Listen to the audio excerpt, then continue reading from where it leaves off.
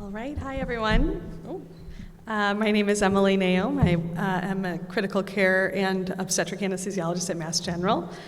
I'll be trying to condense a pretty big topic about maternal sepsis into just 15 minutes. I do not have any disclosures.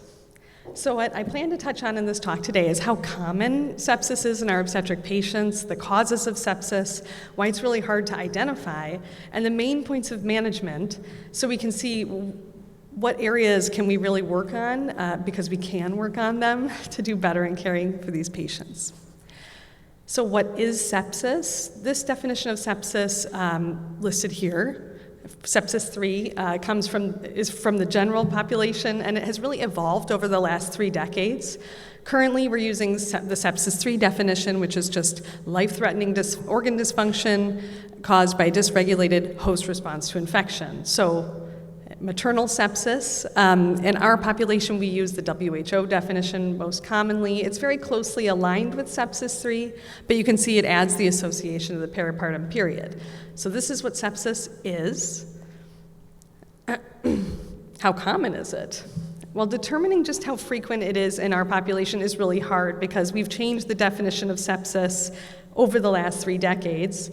So depending on how patients were identified to have sepsis in the studies that we have, the rates look really different. Having said that, as Dr. Main mentioned in his talk, the contemporary studies that we have suggest that sepsis occurs in 0.1% of deliveries in the US, or 1 in 10,000.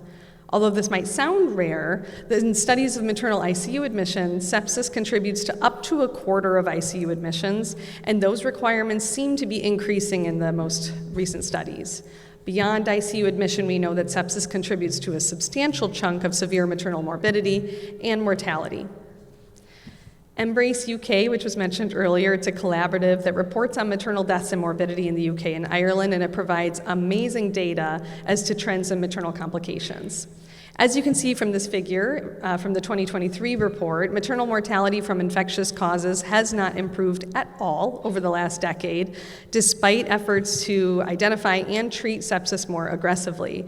And this is not only in the Embrace report, but many studies, when you look at this longitudinally, the rate is pretty stuck in the mid-teens for maternal mortality.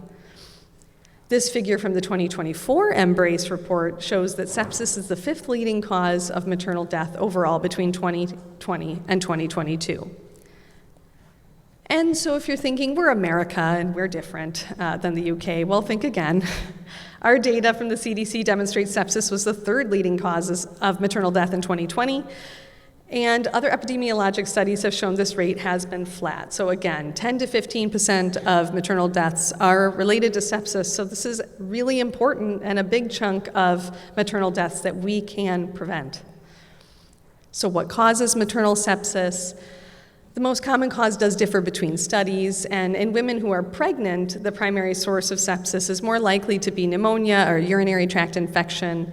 In the postpartum period, it's more likely to be GU or a surgical site infection. Interestingly, in 1/3 of cases, we actually never identify a pathogen, and when they are identified, most commonly they're bacterial, E. coli, staph, strep A, and other gram-negative bacteria. These are the most common causes. Group A strep is not the most prevalent bacterial pathogen, but it is particularly virulent. And importantly, viruses that may have more severe clinical sequelae in the pregnant patient include Ebola, Hep E, influenza, which is still a major cause of morbidity, COVID-19, and varicella zoster. So it can be helpful to recognize who's at risk. Obstetric risk factors that have been identified in many studies, these listed here come from 2 or more studies, and that includes multiple gestation, preterm delivery, labor induction, surgical delivery, and postpartum hemorrhage. There are also medical and socioeconomic factors that have been identified in multiple studies, and this includes anemia, chronic heart, liver, and kidney disease, as well as obesity, African American race, and public health insurance. So now we know sepsis is important, and we know who might be at risk, so how do we actually identify these women? The standard sepsis scoring tools that are used in the general population are listed here. So this is SIRS, SOFA, and QSOFA scoring systems. And the Surviving Sepsis campaign, which is used by all intensivists who best manage patients with sepsis, they recommend that hospitals should have a sepsis performance improvement program and that we should use sepsis scoring tools in high-risk patients. So why not just use these for our patients? Well, we know there are physiologic changes of pregnancy that were very nicely outlined in Dr. Benayan's lecture. They mimic the physiology of sepsis. You have vasodilatation, a hyperdynamic state. And a multi-center case control study from 2019 found that the SIRS criteria was very sensitive but very poorly specific. And QSOFA was poorly sensitive but very specific. So neither of these work very well, and how can we think outside of the standard box to recognize when our peripartum patients are at risk? This is especially important because waiting for these patients to develop the telltale signs of infection, like a fever, can actually increase their risk of death. Delayed recognition of maternal sepsis has been associated with increased mortality with every hour that passes without treatment. In this report of women who died from sepsis in the state of Michigan, less than 1 out of 5 were febrile when they presented to the hospital. And a quarter of these women never had a fever, and they died of sepsis. Because of this, I want to talk about specific scoring systems for this population. It's not just about one variable, it's the big picture. So there are a bunch of warning systems, scoring systems, screening tools, all developed for this population, and some of them have multiple parameters, some of them have aggregated, weighted scores, and not all of them are specifically for sepsis. And since that's not what this talk is about, I just want to talk about what I think you can really take away on the topic. They do exist, they are important, they are useful. I have pulled out the CMQCC sepsis toolkit to have a spirited discussion with an obstetric colleague who didn't believe that there was a patient in septic shock, and I think they're super useful. They can also be integrated into the electronic medical record and flag at-risk patients and help guide an objective discussion about the patient's vital signs and labs so that you can take action sooner. This includes starting antibiotics, getting source control sooner, and transferring to the ICU when it's needed. So I know it's a dizzying slur of acronyms, and I just want to say each of these do have their strengths, and to clarify, they're not all specific to sepsis identification. OWS, MEOWS, the maternal early warning criteria, and the SOS all do a decent job of identifying patients that are sick, and any of these can be useful. So I want to show you how these actually work. So here's a maternal early warning screening tool. This came from a large California health system, and they looked at pre- and post-implementation of this tool in nearly 120,000 deliveries. 2.3% of all their patients actually screened positive, and more than 80% of those cases actually had a physician come and intervene within an hour. That's super quick. This coupling of identifying patients with the maternal early warning system and then following a prescribed clinical pathway if they screened in is a great example of how to actually create system-level changes. So they had individual clinical pathways for common morbid events, including sepsis. They found that physicians actually followed the recommendations in these pathways 83% of the time. And sepsis was the most commonly screened pathway. It contributed to about 38% of ICU admissions. They noted a significant reduction in severe maternal morbidity when they compared pre- and post-implementation, and I think that's incredible. Earlier recognition translated to earlier management and better outcomes. So this is the treatment algorithm that they followed. Sepsis is on the far left highlighted here. This standardized approach to management helps physicians be notified and then have a systematic approach to treating, getting labs, giving antibiotics, resuscitating appropriately, and calling for help in an ICU consult if needed. None of these systems are perfect, but using any of them is valuable to identify sick patients and manage them promptly to reduce morbidity and potentially mortality. We have a lot of pregnancy-specific tools because we know these patients have physiology that's hard to discern from sepsis.